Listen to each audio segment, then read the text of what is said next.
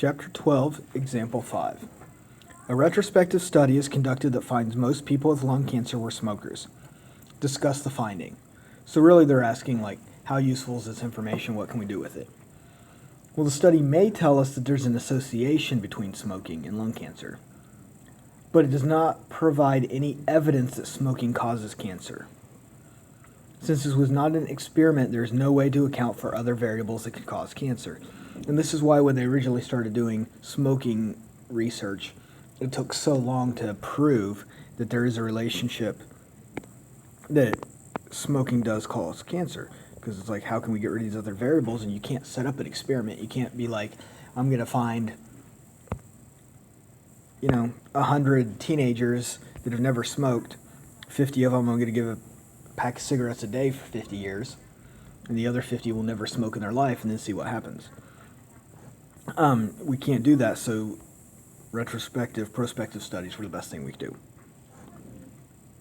Okay, so study may tell us that there's an association between smoking and lung cancer, but it does not provide any evidence that smoking causes cancer.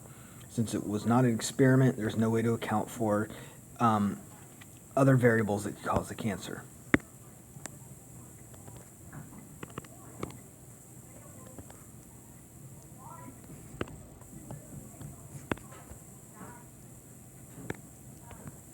Okay.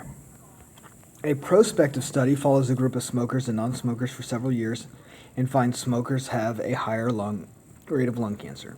Discuss the study. Okay, so again, this really provides stronger evidence, but it's only evidence of an association between cancer and smoking. It cannot show a causal relationship because it's not an experiment.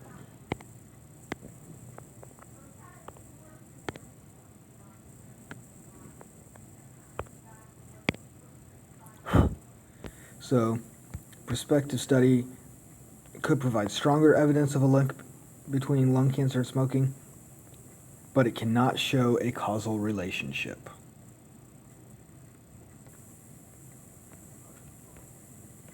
Okay, so let's create an experiment.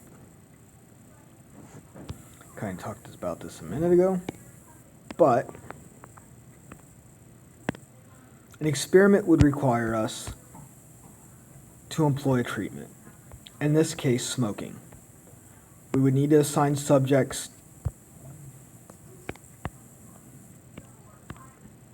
to test groups in which some would never smoke while others would smoke maybe as much as multiple packs of cigarettes a day over a long period of time. This introduces ethical issues since we think smoking increases the risk of cancer. We would be subjecting our test subjects to an increased rate of cancer or serious health risks, including early death from lung cancer.